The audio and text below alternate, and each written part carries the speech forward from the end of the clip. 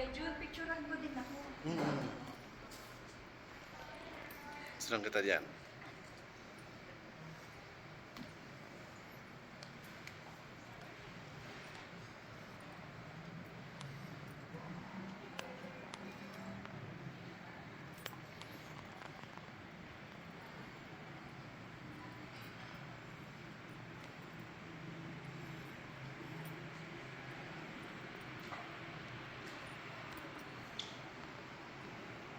Para kami magdaos ng gawain ito, Panginoon. Salamat po sa lugar na ito, Panginoon. Punin mo nga po, Panginoon, ang iyong pong pagpapala, ang iyong pong kalalhatian, Panginoon, ang apat na sulok ng lugar na ito, Panginoon. Makita, Panginoon, ang iyong pong gagawin sa buhay ng bawat isa. Lalo na po, Panginoon, ang iyong pong anak na gagamitin, Lord, ang mga salita mo, Panginoon, na kanyang isisiwalat ngayong araw na ito, Panginoon, ngayong hapon na ito, Panginoon, maging pagpapala sa aming mga buhay. At ang mga pagpapalang ito, Panginoon, ay dadalhin namin sa aming pong mga kanya-kanyang sabi nga po ninyong tema, or babae.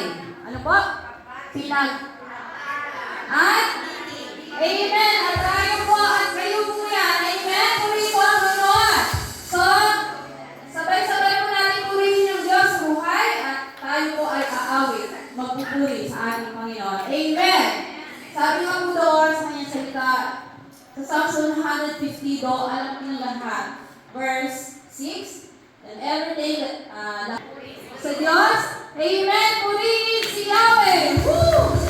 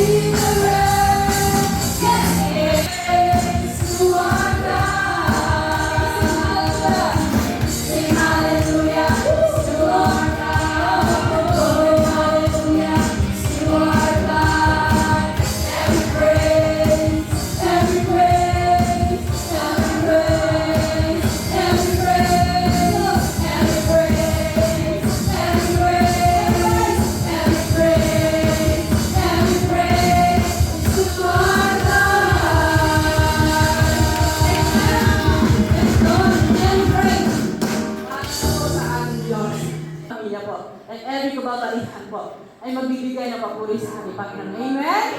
Hallelujah. Sige po tayo sumayaw sa Panginoon. So, ang gaganda po ng aking Pastor si Ay. Hallelujah. Yes, Lord.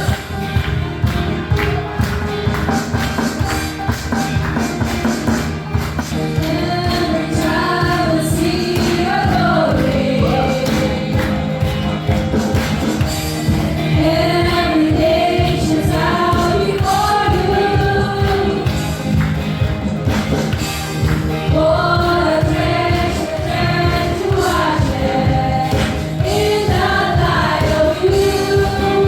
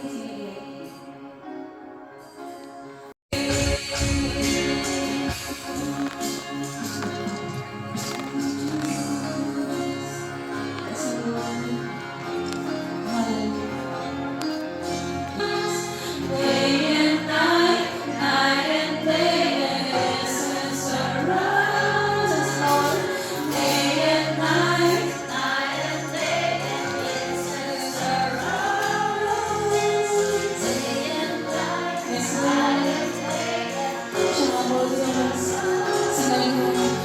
Day and night, night and day, their answers arise.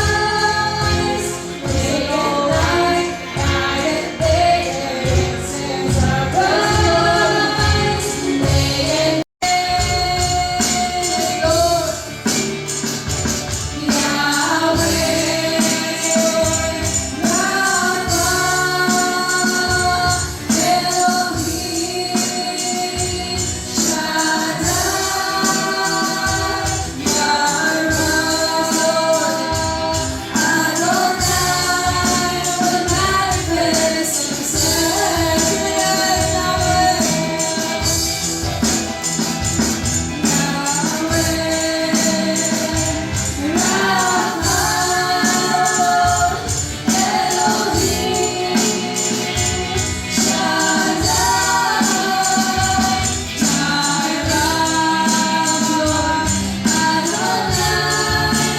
manifest Himself.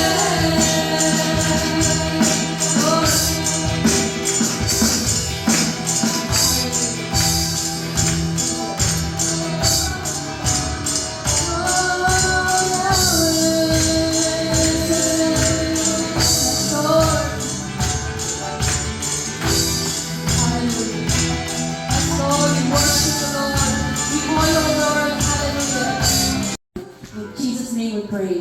Amen.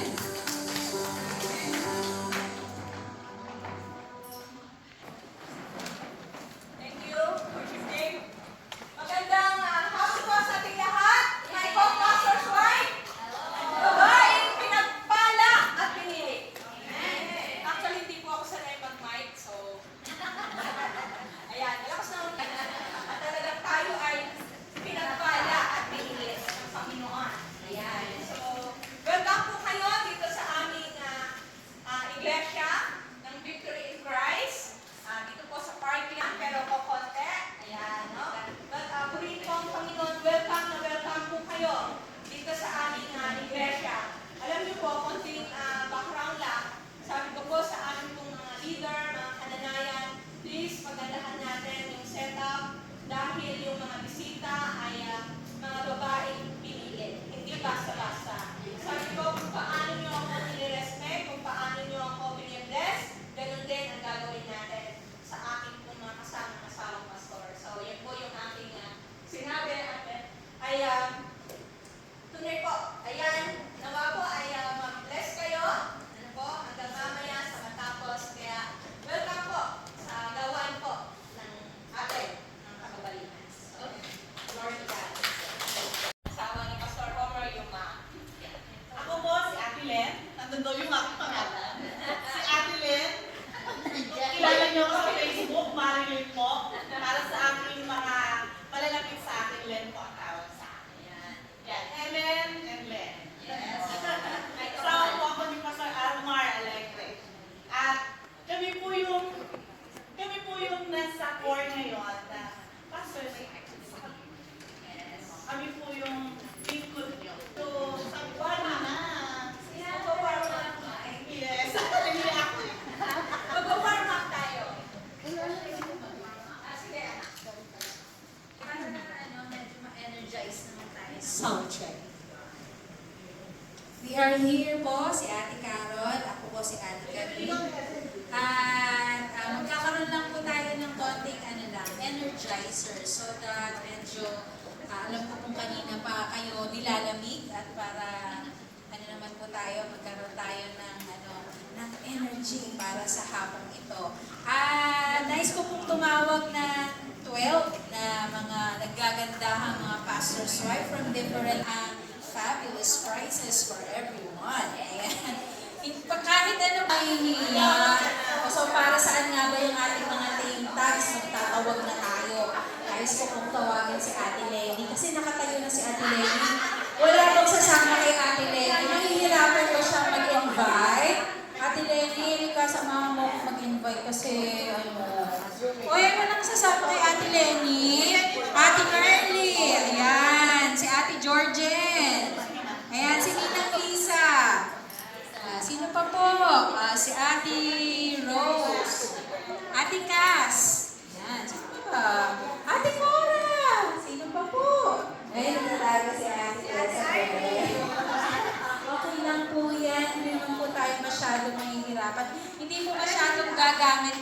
bronze ngayon sa palaro ko. Konting-konti lang, ayan.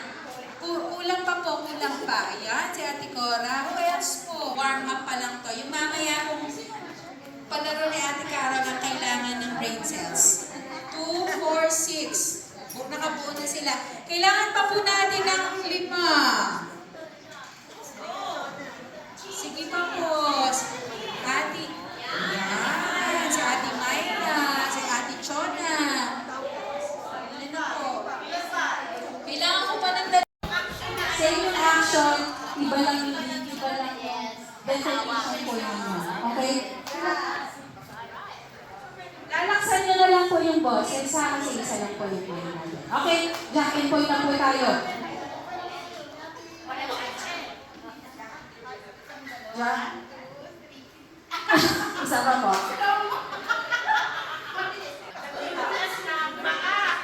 Pupunas na!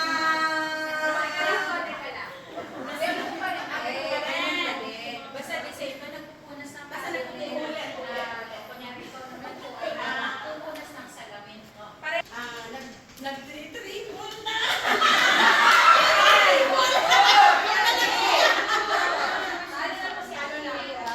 Hindi ko alam kung di ko tinitriple eh.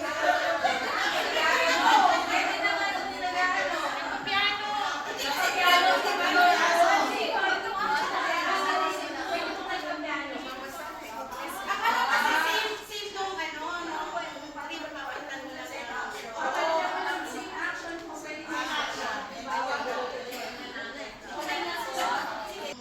assignment.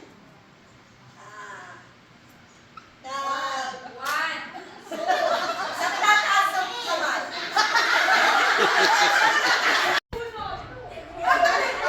Punas na sahig. Eto. Eto.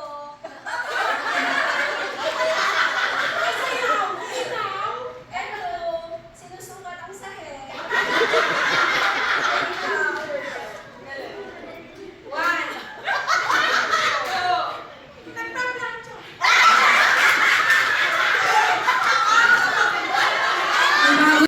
Nagpa-plancha, pwede? Ikaw? Gumagawa ng mga ribbon. Ikaw. Ikaw? Binubukan ko yung mga tali ng... Ikaw? Nagtatanggal ng mga intron. Naglilinis na lang po ko, nasabi na. Hindi ginagana yung intron. Naglinis na. Sorry, sila po yung points na.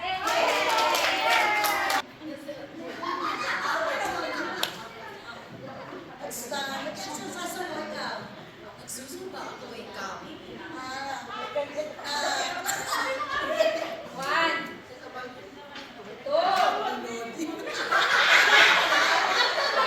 Umamin siya, naglo-loading.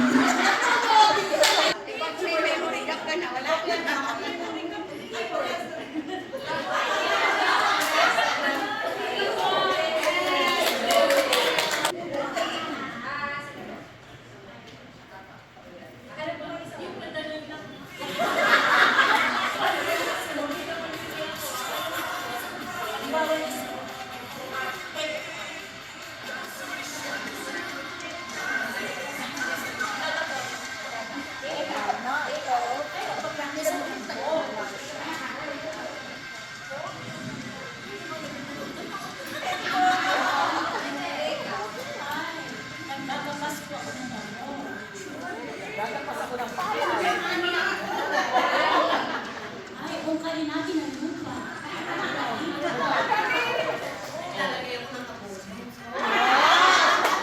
Ay, dami naman yung kung kala ko, kuhain namin ang lupa.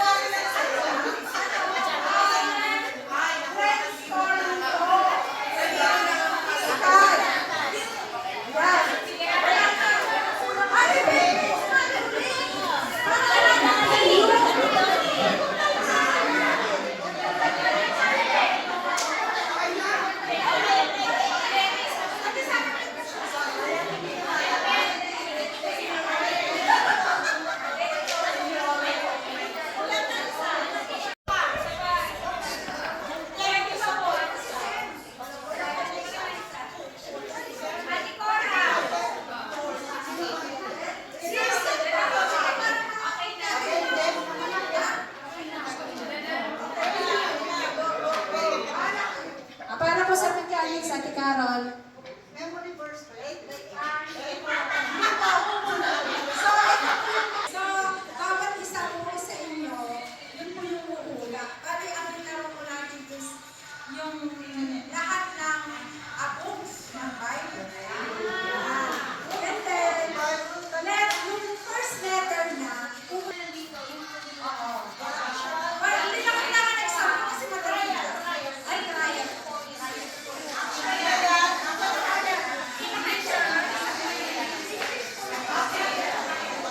Letter lang.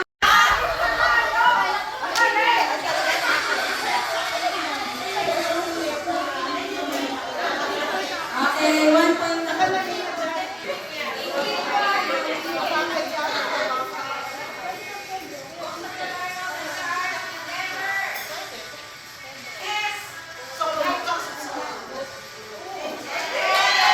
That starts with letter A.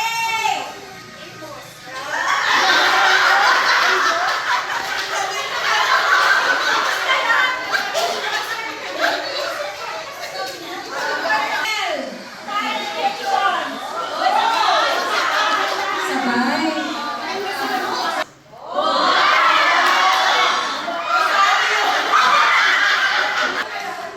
Books of the Bible that starts. Pwede ba mag-books? Basta tulong lang. Ako basta tulong lang po. Basta tulong lang.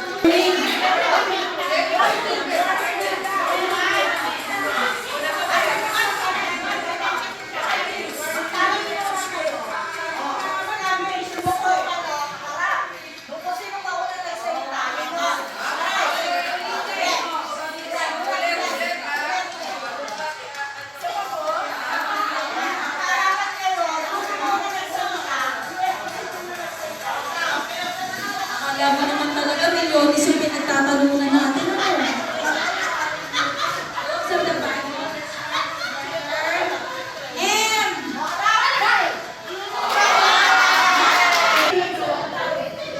Books of the Bible that starts with letter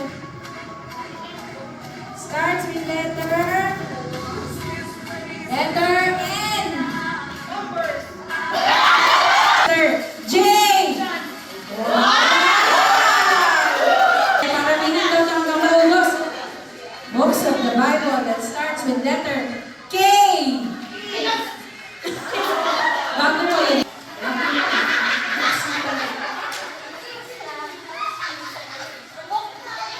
Hindi kasi title po ni Jesus, Kings of Kings po.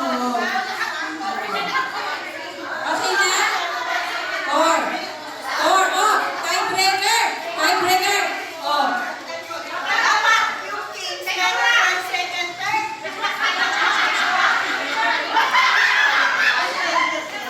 Okay, tiebreaker ha.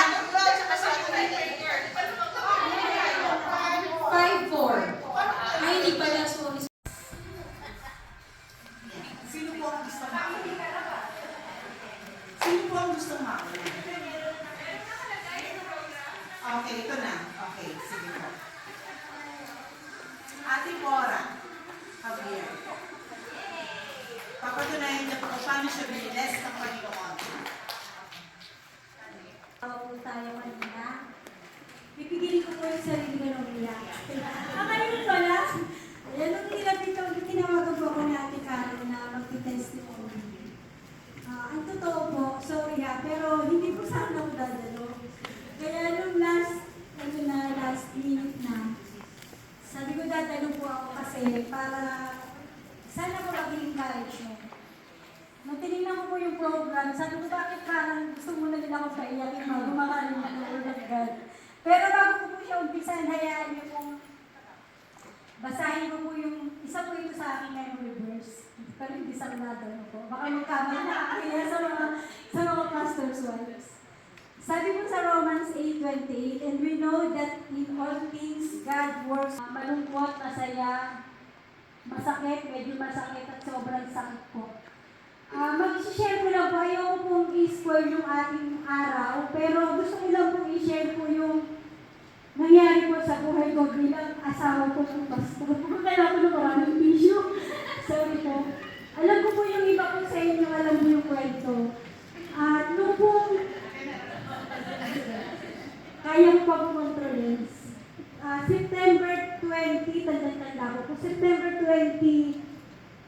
2021 po, kinuha po ng Lord ang nanay ko. Nandun po kami, pastoron, nung ilang araw po yan, nakaratay po si nanay ko sa karamdaman at kinuha po siya ng Lord sa September 20, 2022. Po kami after namatay si nanay ko, hindi naman kami nagtagal kasi bumalik ko kami sa Cavite. Kita-kita ko po kung paano nalungkot po yung tatay ko sa pagkawala ng nanay ko. Nung mga bata pa po kami, nakita kong lagi po silang nagtatalo, pero sa tagal po nung pinagsasama nila, 50 plus years na po, talagang nalungkot po yung tatay ko. Nakita ko umiiyak po siya mag-isa. Sabi ko nga kahit pa na lalaki, pag talagang mahal na mahal mo yung asawa mo, matutulog yung puso mo. After a year lang po, kung September 20 po si nanay ko, October 31, kinuha na rin po ng Lord ang tatay ko. Sabi niya, tungkol daw sa goodness ng Panginoon. So, nag-draft na ako agad na gusto kong i-testimony. So, ito po ay base sa Nahum 1:7. The Lord is good, a heaven during difficult times. Those who have faith in Him are important to Him. Okay. Which was 30 years ago. On November 12, 1994, I received the Lord Jesus Christ. In May 1999, God gave me a husband 2 years ago. In July 2000, we lost our firstborn child in Bulacan, where we had a ministry there. As with a son in 2001, a daughter in 2003, and another son in 2007. Although CAP was insolvent when we invested in it, Daniel recently graduated as a scholar, and Lila will follow soon next year without incurring any tuition cost. I didn't go after the charges, but now Ralph is a student in the STEM course. I don't have a job and I didn't pursue the course I wanted to take. God sent someone to assist me in my education course expenses. After taking and passing the board exam, I have been a teacher for in Him, even in the most terrible circumstances. Guarantees that God is essentially good and that He is always there for His people, providing both safety and support. In conclusion, Nahum 1:7 is a lovely illustration of God's kindness and His resolve to watch over and provide for His people, particularly during difficult times. It serves as a reminder that God is always reliable in providing a safe haven and taking care of those who depend. My help came from? My help comes from the Lord. Okay. So, August 13, ano po, naghahanda para po sa aming immersion sa GCF, South Metro. That is Tuesday po yun, Friday yung immersion.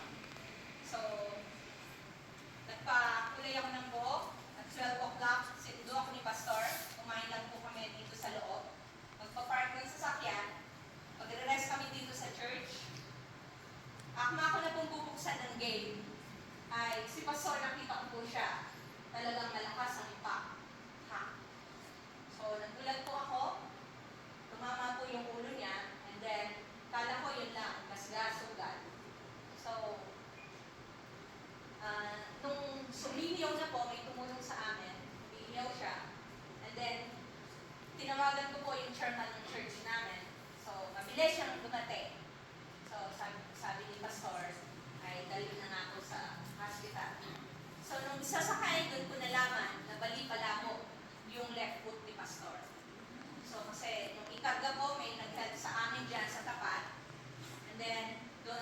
niyo po, Pastor. Sobrang, sabi niya, na nabalian niya ako.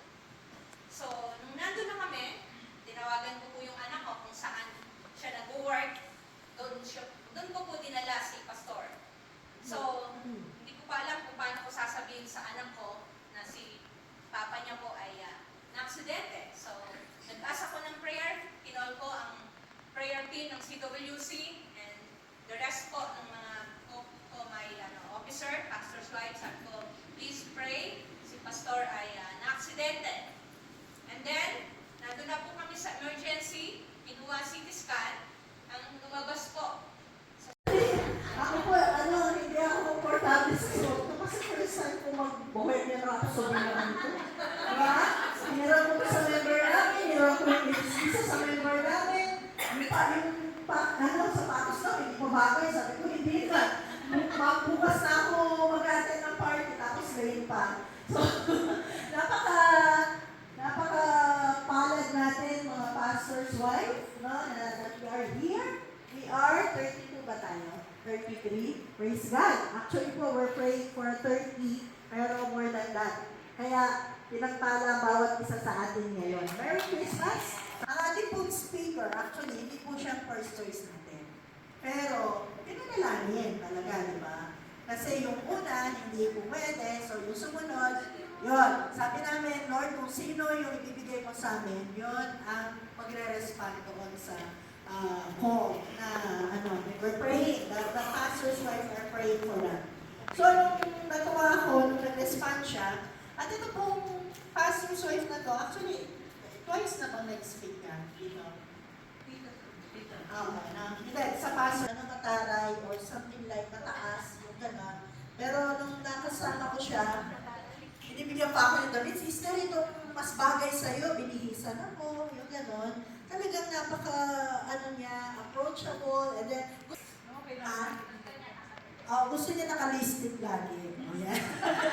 Lipstick pa na lipstick. Si Ate Jenny yata yun, si Ate Lawyer, gusto niya lang lagi kang nakabihis ng maganda kasi gusto niya talaga magandang pastor's wife. Ang ating pong speaker ngayon ay wife ng ating General Director na si Reverend Reynaldo Abante, ang ating SIBA General Director. Siya po ay mother of 2 grown-up men, Nathan, 30, and Gab, 27. Siya ang guest house manager since 2021 up to present. Naka-check-in na ba kayo doon? Ako magbibigay ng discount. Gloria Joyce being a homemaker. She loves cooking. Saan ko niya magluto. Crafting and entertaining guests. Yan. Bibisitahin ka namin. Friends and family. She leads a life group, Women of Faith, Women in the Workplace. She is simply blessed to bless. Kaya talaga siya bibigay sa atin ng Panginoon. At siya yung nag-create niyan, Women Blessed and Chosen. Asan yung, babae, pinagpala ang pinili. Siya po ang nagbigay niyan. Ladies, let's welcome our guest speaker tonight, Ate Gloria Abante. Palakpakan natin yung kanina. Sis, Ate Gloria.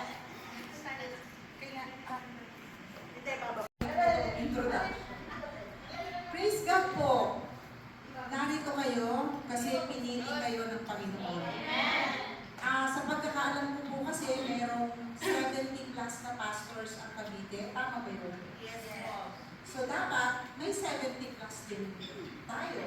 Pero dahil 33 kayo nandito, kayo ang pinakamat sa core ng Cavite, Sibat Cavite Pastors Wives for inviting me. I thank the Lord for every opportunity na binibigay niya para makapagbahagi ng kanyang salita. So, ang pagkakataon ko, hindi rin po pala ako, disclaimer lang po, hindi po ako yung proponent ng lipstick. Wala pa akong in-endorse. Praise God po. Narito kayo kasi pinili kayo ng Panginoon. Sa pagkakaalam ko po kasi mayroong 70 plus na pastors ang Cavite. Tama ba yun? Yes, So dapat may 70 plus din tayo. Pero dahil 33 kayo nandito, kayo ang pinakamat sa core ng Cavite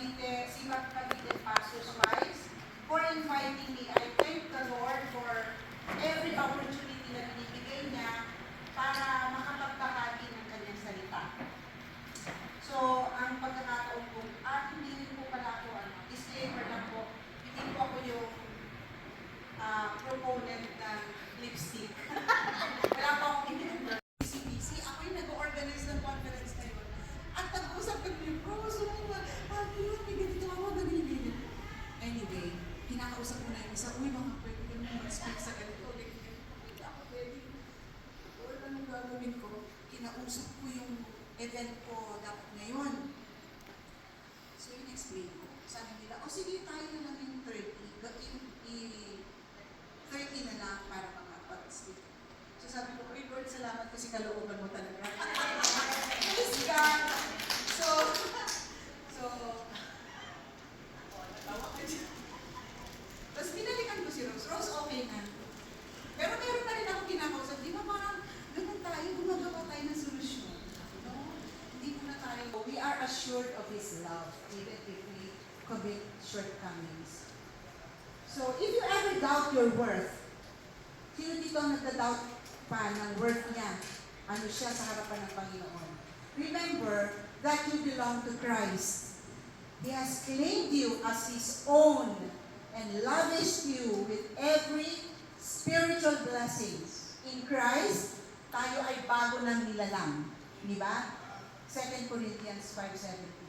So wala na yung mga panlalait ng mga klasiko nun. Wala akong kilala na mga klasiko ng high school. Dahil doon, wala talaga. Kahit sa Facebook. Kasi nasa province po siya. So,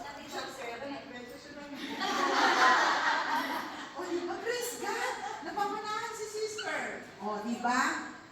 Yun. Sino ba dito ang napamanahan na ng lupa, bahay, alam? I don't know. Ano pa? Kotse, tarya. Pagka tinatanong mo na tarya, lumiliit eh. Ayaw mag-share. Thank you. Sino pa? Sino pa dito ang napamanahan? Ay, sister, alam ko, anong pinamana sa'yo? Oy, talaga ba? Ay, wow! Grabe kayo, talaga. Mga pinagpala talaga kayo. Amen, amen. Ilang hektarya? Which can be lost, its value, or be destroyed, our inheritance in Christ is eternal and secure. The purpose of this blessing, ang holy calling natin lahat bilang mga babaeng tagasunod ni Kristo. Dapat maging malinaw po yun.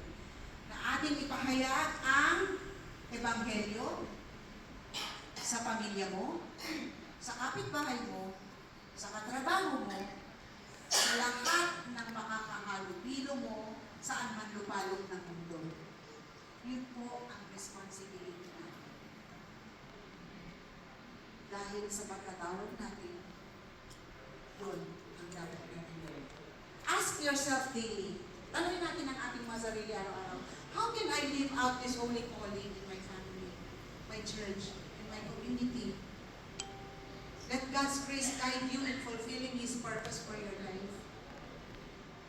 Isa sa aking mga disciples ay ganito manalangin araw-araw. Businesswoman siya. Lord, padalhan mo ako ng tao na masishare ko ng gospel today.